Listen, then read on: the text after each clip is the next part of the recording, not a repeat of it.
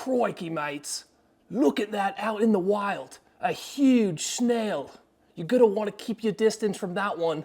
She's got a lot of power and probably packs a really mean punch.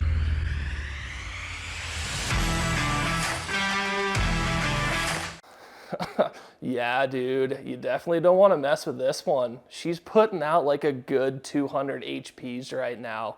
Real mean. Okay, we ready for like the real update now? Yeah. So all jokes aside, what we have here right now is a naturally aspirated N54.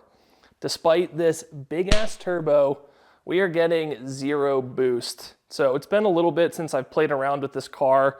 I've been trying to figure out what's going on with it. We were getting some 2 ABC and 3100 codes that was putting the car into essentially 0 boost mode. It had to do with the TMAP voltage since we're here at altitude in Denver. At first I was thinking because we were getting absolutely 0 boost pressure that the problem must be from something wastegate related. And so I've checked the wastegate, all of the wastegate plumbing, my 3-port Mac solenoid and all the plumbing there, and just have not found any issues with that. I've confirmed the 3-port Mac solenoid is working properly. And so the conclusion that I came to is that it has to do with tuning. I went ahead and tossed just a base map on here to do some logging, and the car is still building 0 boost.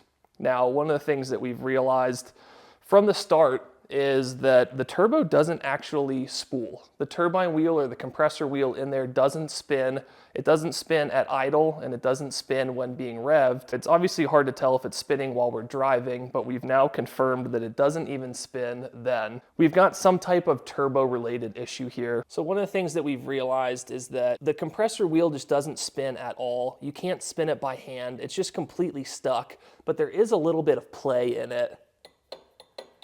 If you can hear that, there's about ½ an inch of play in the wheel here, and it just won't spin otherwise. When we turn on the car, the only thing we've tried to do is take it around the block to see if we can get it to build boost.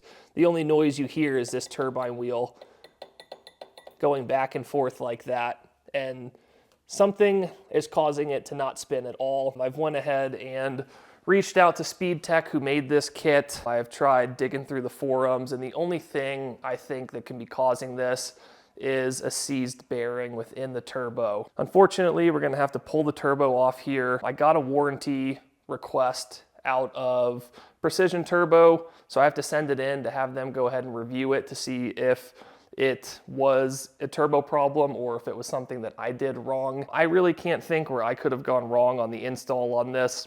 We primed it properly, we got everything set up properly, and it hasn't spun since day one. So I just am really kind of at a loss other than it being some type of issue that, you know, caused it to not work from the factory. So we're gonna go ahead and pull this off here, give it a little bit of an inspection, and then we're gonna have to box it up and send it off to Precision Turbo. All right, well, I got the turbo pulled off of the car after my issue with building 0 boost.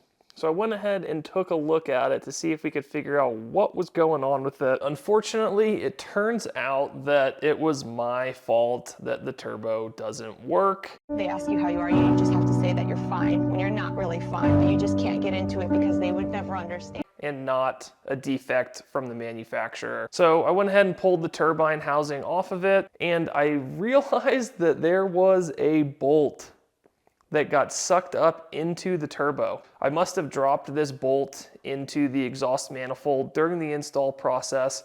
And what happened was it was stuck basically in this groove. It was stuck in this groove here in the middle, which was preventing the backside of the turbine wheel from spinning at all. If you can see the wheels here, they are all completely bent. And so the bolt was stuck here, bending these wheels, and eventually just lodged it in there to completely prevent the turbo from spinning at all. Now that we got this taken apart and got the bolt out of there, the wheel spins completely fine without any problem. So unfortunately, this was a mess up on my part, and I'm gonna have to go ahead and send the turbo back in to get it rebuilt. So I'm about to go box this thing up, ship it back into Precision Turbo, and get a quote from them on getting it rebuilt. So Obviously, this isn't great news because this is like a $2,000 turbocharger, but I'm hoping they can fix it for a couple $100. And the good news is we figured out what the problem was, and I am confident now that the car will run properly once we get a new turbo in there. So that's the good news. Once we get this thing rebuilt, it should only take 30 minutes or so to get it back on the car. We'll prime it up, and then the car should be good to go, and it should be building boost, especially now that we've got some base tuning maps done for it. So I'll be back once the turbo's back and getting this thing back on the car.